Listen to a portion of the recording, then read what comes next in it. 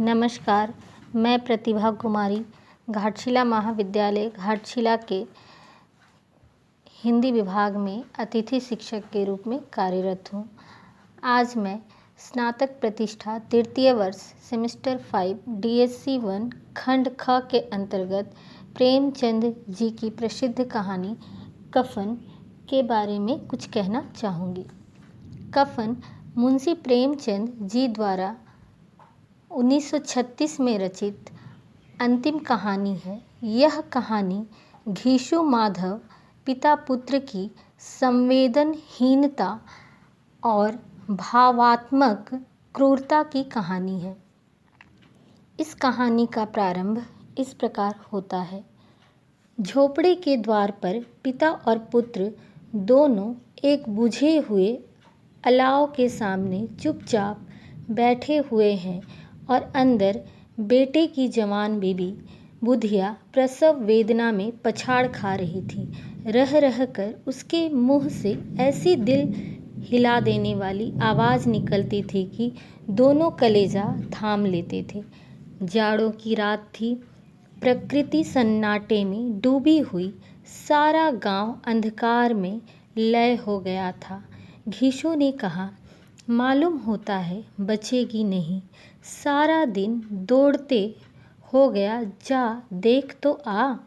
माधव चिढ़कर बोला, मरना ही तो है, जल्दी मर क्यों नहीं जाती?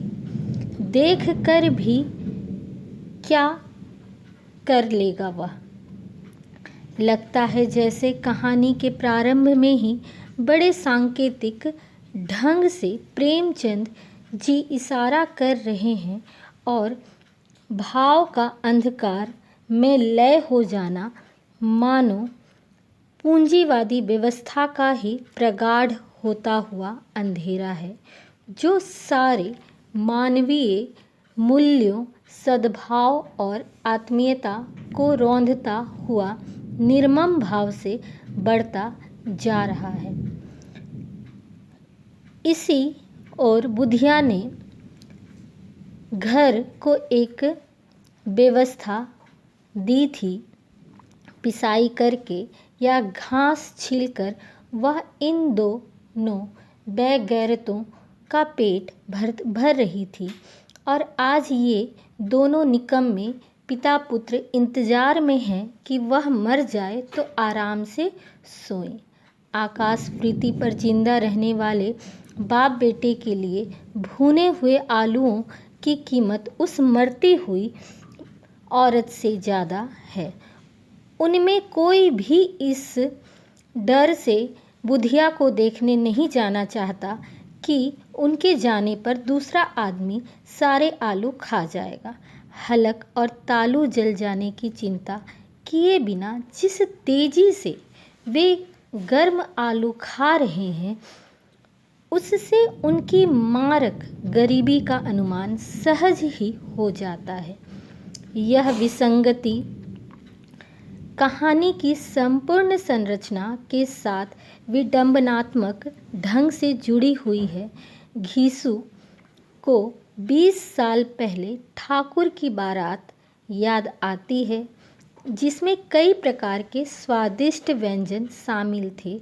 घीसू कहता है कि अब क्या बताऊं कि उस भोज में क्या स्वाद मिला। लोगों ने ऐसा खाया कि किसी से पानी ना पिया गया। इसके बाद प्रेमचंद जी लिखते हैं, और बुधिया अभी कराह रही थी। इस प्रकार ठाकुर की बारात का वर्णन अमानवीयता को ठोस बनाने में पूरी सहायता करता है। घीसू और माधव अधपके आलू खाकर अलाव के निकट ही सो जाते हैं। उधर छटपटाती हुई बुधिया की मृत्यु हो जाती है। सुबह बुधिया की मौत पर रोना पीटना दोनों शुरू कर देते हैं। कुनबे के लोग जुटते हैं। अंतिम संस्कार की तैयारी होने लगती है। घीसू माधव कफन आदि की व्यवस्था के लिए निकलते हैं। वैसे तो गांव वालों के नज़रों में ये दोनों निकम्मे बाप बेटे की छवि कुछ अच्छी ना थी। इन दोनों को तो कोई कुछ ना दे, लेकिन यहाँ सवाल मृत बुधिया के अंतिम संस्कार की थी। जमींदार साहब से 2 रुपये मिलने के बाद घीसू गांव भर घूमकर 5 रुपये से कुछ ज़्यादा रकम जुटा लेता है। इधर कुनबे के लोग बाकी इंतजाम में लगे हैं। उधर बाप बेटा कफन के लिए एक दुकान से दूसरी दुकान भटकते रहते हैं और उन्हें कोई कफन जचता नहीं है। तब तक शाम हो जाती है। उसके बाद दोनों शराब की दुकान पर पहुंचते हैं। मिले हुए रुपए का जी भर कर शराब पीते हैं, दावत उड़ाते हैं, बचा हुआ खाना भिखारी को दान देते हैं और फिर नशे में मस्त होकर निर्गुण गाते हैं और निढाल होकर गिर पड़ते हैं। कहानी यहीं समाप्त हो जाती है। उद्देश्य की दृष्टि से यह कहानी यथार्थवादी है। आर्थिक विषमता वाले जिस समाज में एक ओर तथाकथित धनी मानी और बड़े लोग बैठे बैठे दुनिया के सारे आनंद लेते हैं तथा निर्धन मजदूर एवं किसान रात दिन कठिन परिश्रम करके भी 2 जून की रोटी का जुगाड़ नहीं कर पाते, वहाँ घीसू और माधव के कामचोर हो जाने के बारे में लेखक ने विस्तार से बताया है। लेखक ने यहाँ किसानों मजदूरों में चेतना जगाने का प्रयास किया है। आर्थिक शोषण के विरुद्ध क्रांति भावना भरना उनका उद्देश्य बन गया है।